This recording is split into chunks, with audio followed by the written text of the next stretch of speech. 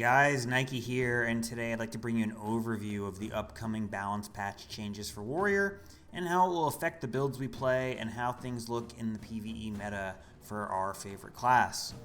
Warrior didn't get a ton of changes with this patch, but woo lad, the changes we got were pretty crazy, and we'll have some pretty crazy results. So without further delay, let's get into it. Alright, so the biggest change to core Warrior stuff are the Defiant changes. Traits and skills that got bonuses from hitting CC'd enemies were essentially useless against raid bosses, so ANET updated some of them to always work now. Forceful Blow, aka Hammer 2, will get approximately 33% damage boost. Pretty nice. Merciless Hammer, the trait, will give all hammer skills a 20% damage boost. This compares favorably with Cunning Warrior in Tactics. Cunning Warrior is a 20% mod to all damage as long as the target is above 80% HP, which you might have noticed in Bladesworn builds makes your opening burst incredibly high. Merciless Hammer is going to be a 20% mod always, but it only will affect your hammer skills, won't affect when you swap to a different weapon set.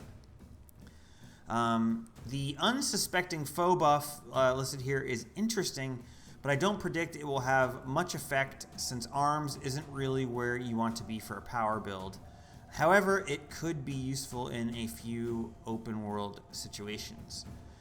The two changes, Merciless Hammer and Forceful Blow, will have a big effect. DPS Spellbreaker uses Greatsword plus Dagger Axe currently, but Hammer instead of Greatsword is no slouch, and it's only a few thousand DPS behind. The upside of Hammer is that you get insane breakbar damage. After these changes, when this patch goes live, Hammer will likely out DPS Greatsword and will still have the massive amount of CC. So moving forward, Hammer Spellbreaker will be the meta DPS build for Spellbreaker. Additionally, it is likely that the damage is going to fall somewhere between 38 and 40k DPS, so it will be a pumper. You can definitely expect a build guide from me once this patch hits, and we have a little bit of time to work out a new rotation for the build. The next change for Core Warrior to discuss is the Banner of Tactics change. In addition to being incredibly powerful already, since it gives you a ton of boons that are all good, they are now making it break stuns for your party in an AoE. Okay, I guess. I expect this was done for a worldview world context, but it should be noted for PvE that the more power they put into the skill, the more it starts to become an interesting choice to bring on a DPS build that has space on its bar for a utility skill. The first change to discuss with Berserker is the bug fix to Bloody Roar. If you are unaware, this trait was bugged and the damage modifier was additive instead of multiplicative. Without getting into tons of math around it, this fix is going to add around 7 to 10% more damage to Berserker, which is a very necessary and very welcome change to the power DPS Berserker build, which was lagging far behind other options.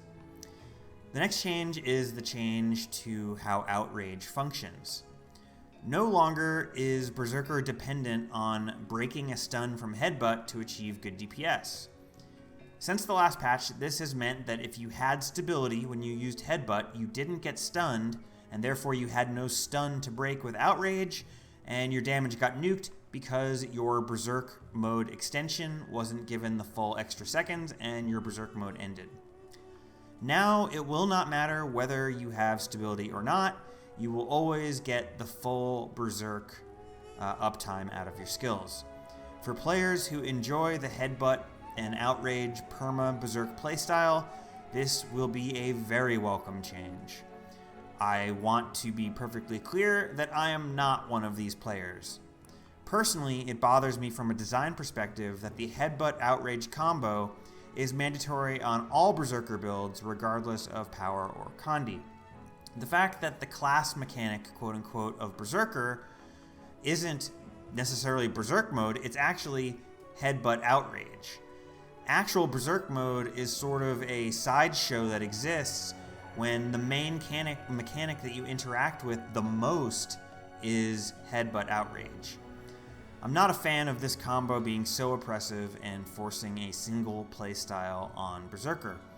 It also results in a build that is incredibly alacrity dependent, because low alacrity equals losing your Berserk mode faster.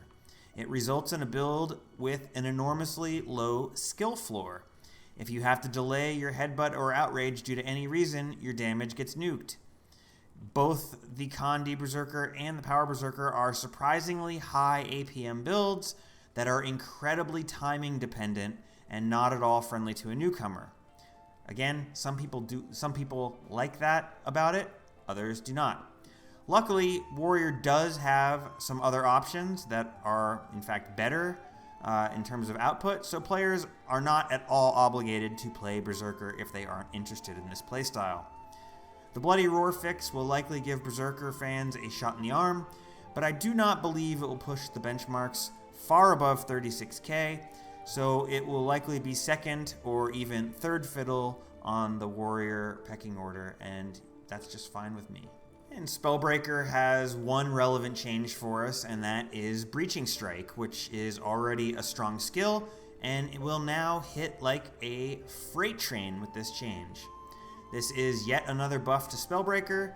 This change works out to be adding between 600 to 1,000 more DPS for Spellbreaker builds using Dagger, and this change is part of the calculation that we talked about with the hammer changes that will be pushing the build close to 39k. This is a surprising but welcome buff to an already strong build, and I'm actually surprised Ana did it, but I'm not going to look a gift horse in the mouth and question it. So all in all, the TLDR is that Spellbreaker with hammer is going to be popping off, and Power Berserker will be much more playable. If these two things are your cup of tea, you'll be really happy with this patch. If you're a huge Bladesworn fan, nothing is changing for you, so you can exhale, breathe a sigh of relief, and continue to enjoy your busted good damage. Anyway guys, thanks for watching. Please leave any comments you have below. I'd like to hear what you have to say, and I'll see you next time.